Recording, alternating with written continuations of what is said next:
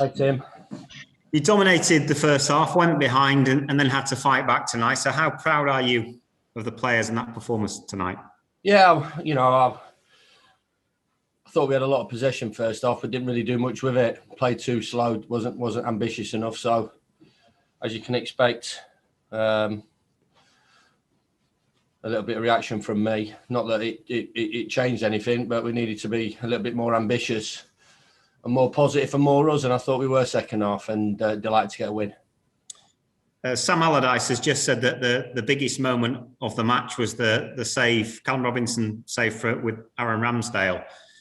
Just how big a moment from your perspective was that, and how pleased are you that Aaron's been able to come up with a big moment? I think it was offside, wasn't he? Tight. Yeah, I agree with Sam. It was a big moment in the game from our point of view. After dominating, as I said, the first half possession wise, but that doesn't mean anything. But second half, we were front foot football and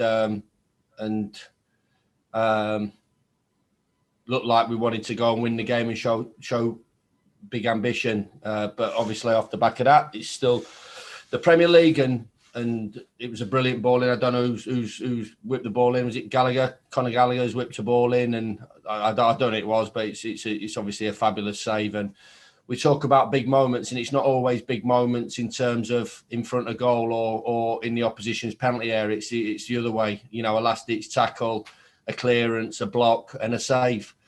And we haven't produced enough of those this year. So to produce that at the time from Aaron is brilliant for him. And obviously give us an opportunity of winning the game. Still a long way to go, but how big a step is that tonight? Still a long way to go. Not getting carried away at all. A huge challenge in front of us with the remaining games that we've got in front of us. Next up, Chelsea. So, yeah. Whoever you're playing, it's incredible challenge that you have to face. So, but as I've said, and what other respected managers have said about us, we're alive, we're fighting, and we're giving it a go, and that's all we can do, and we'll try and do that at the weekend. Thanks, Chris. Well done. Yes, Tim. Thank you. Mike. Hi, Chris. Hey, Mike. If Ryan Brewster gets his shin pads on a bit quicker, does Billy Sharp come off?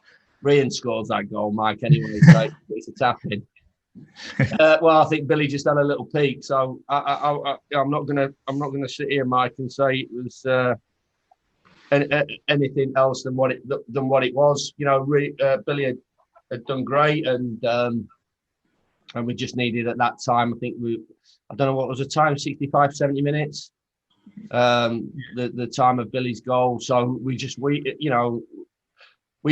to freshen it up, and Billy would have understood that.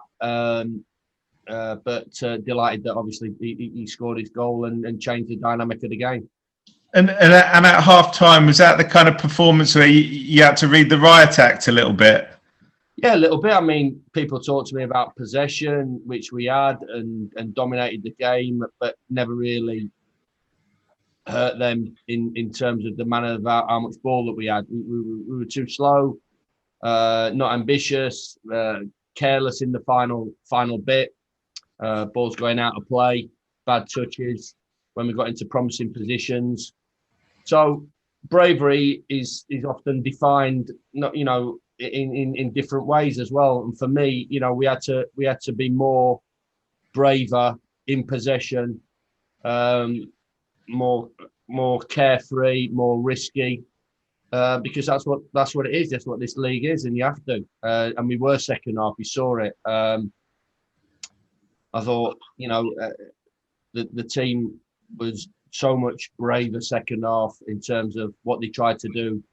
We passed out from the back. The goalkeeper didn't just put his foot through it. We played through John Egan.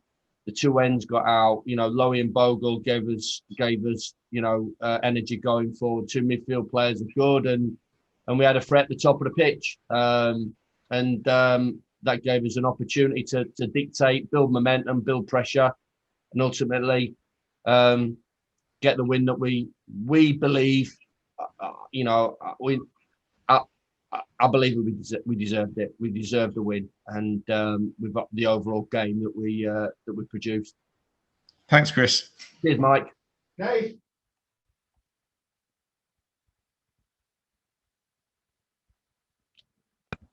Sorry, mate. Just an update on Baldock. Is it a bad one? Well, I don't know, Nath. It didn't look that bad, but obviously any sort of strain is not great. So there's always seems to be a downside in terms of any time we get some good news or good display or a good display. There's a but, and obviously the but is George tonight.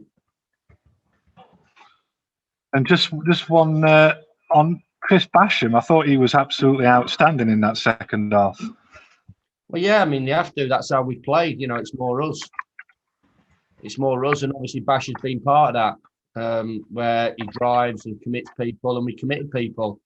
You know, we committed people by taking people out of the game with a pass or a run, and more energy and more ambition and more desire to get into the areas that we wanted to get, and Bash obviously gave us that from that position.